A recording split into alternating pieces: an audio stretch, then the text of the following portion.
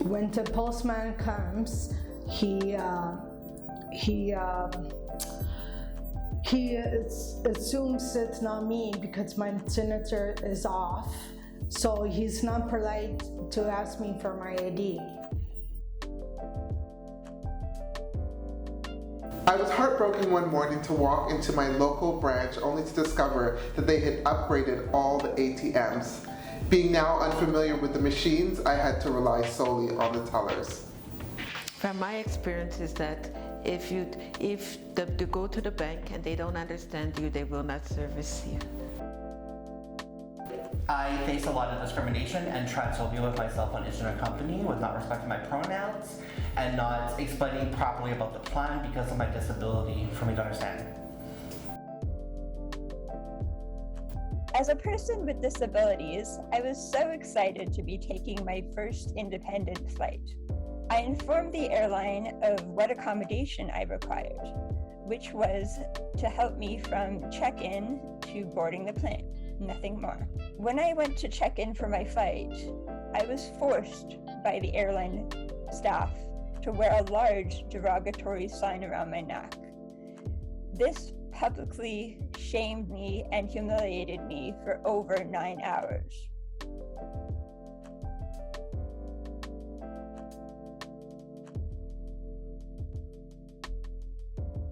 My experience was I went to a bank and I did not have the Ontario provincial card at the time. I was asked for ID to open up a new bank account. Because I did not have the ID, I was required to go back home to get my passport, which I had to take multiple buses back.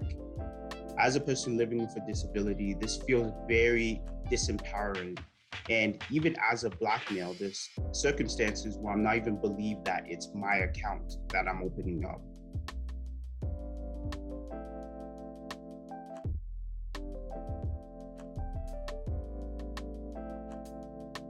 I'm flying with people. There is an assumption about the relationship that I have. And recently, I flew with my partner, who appears to be non-disabled. And when the person was checking me in, they referred to her as my sister. And I said, no, she's not my sister. She's actually my partner. And they just looked at me like they didn't know where to go with that. And I felt really upset by that whole exchange.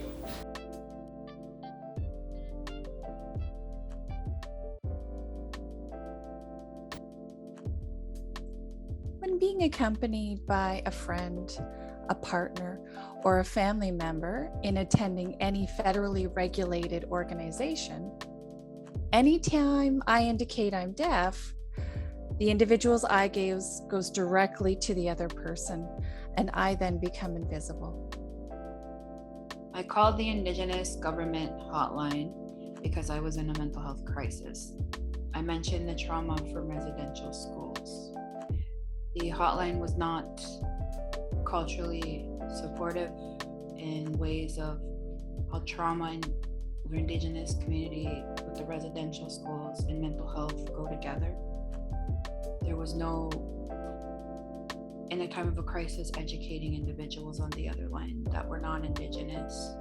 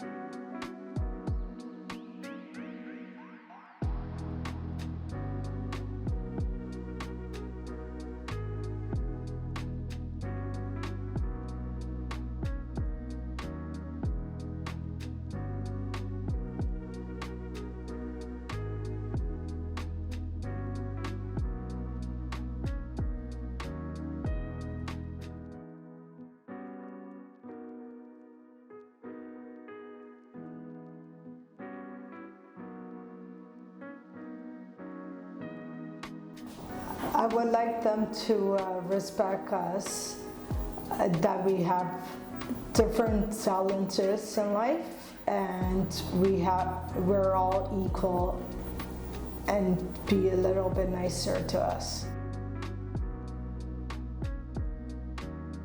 It would have been wonderful to have had the opportunity to be oriented to the new machines and thereby being able to maintain my independence. All airlines should follow human rights law and treat customers with disabilities with dignity and respect. But people that have disability have all the rights to go to the bank and do their banking, but people at the bank has to learn to listen to what they have to say. I will tell them to respect someone's pronouns and their disability and to train the team properly so that they can be more accessible towards customers. What I believe that should happen is for bank tellers to do sensitivity training on the disability experience, as well as the racialized one, to truly understand all kinds of experiences and identities.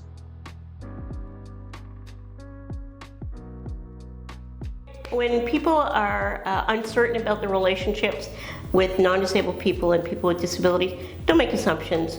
Don't assume that the person that I'm with is either my caregiver or my family member. They could be my lover. If it's an Indigenous hotline, it needs to be staffed by Indigenous people. And if they're not Indigenous, they need the cultural training as to how trauma, mental health, all ties in to the Indigenous bloodline.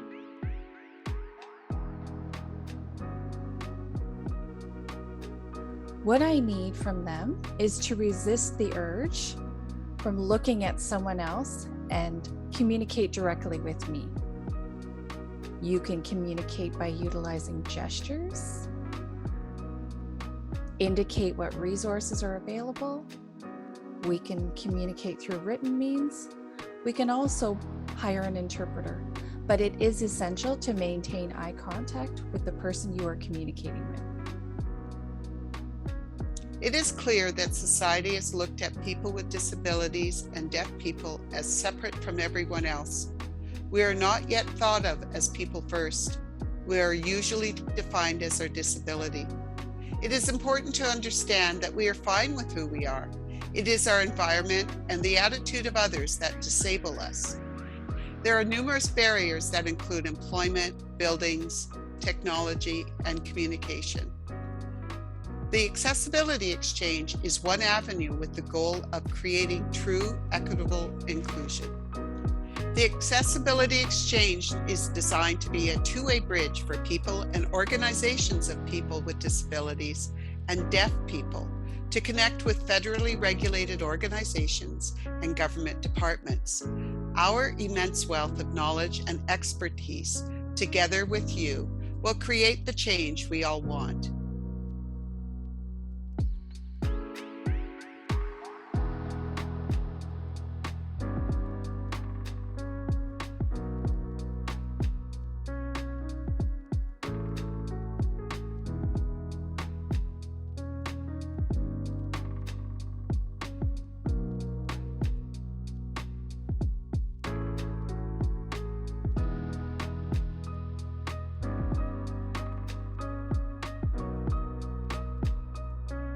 Come and explore the Accessibility Exchange with us.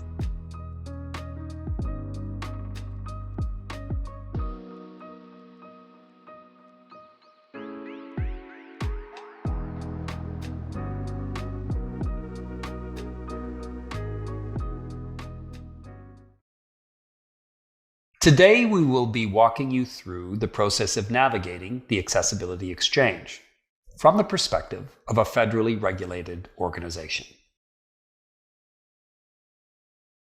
On our homepage, you can see what the Accessibility Exchange is and how it works for people with disabilities and deaf community members, for federally regulated organizations, and for community organizations. It describes what we mean by the term disability, and it provides an option to sign up, with links to our social media and contact information.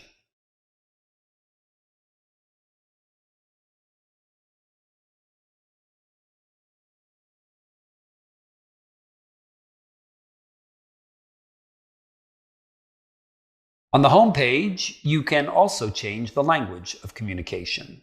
English and French, see the language button, as well as ASL and LSQ, where there is video content.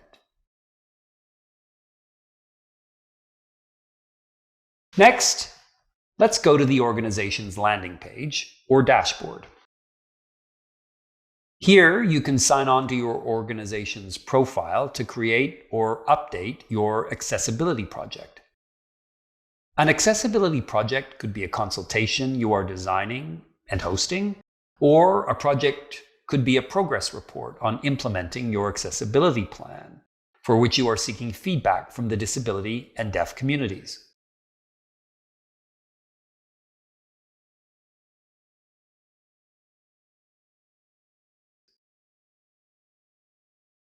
Organizations are notified about changes to their projects, like the addition of a project administrator, or RSVPs to their invitation to disability and deaf community members to participate in a consultation.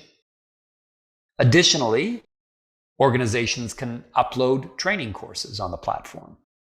Training participants' progress in completing the training can be tracked, and the website can issue certificates to participants on completion.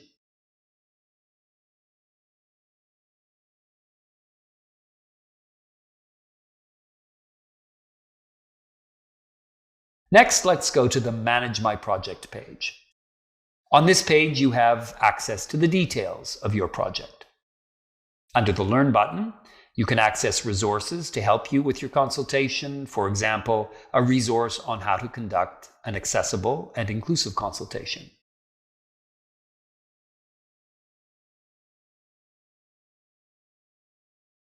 Under the Manage button, you can find engagements that you are hosting, for example, an online consultation or a survey, and reports that you post. You can also find links to a community connector. A community connector is an individual or an organization who can help you reach out to a specific community of participants. For example, Indigenous people with disabilities or immigrants with disabilities.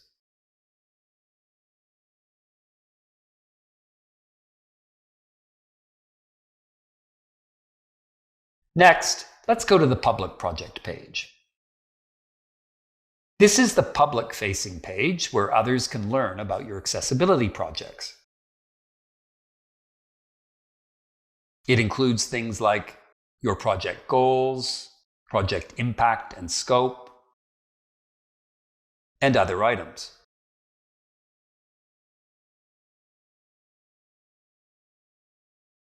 That concludes our run-through of some features on the Accessibility Exchange. To learn more and to sign up for updates, please visit us at news.accessibilityexchange.ca.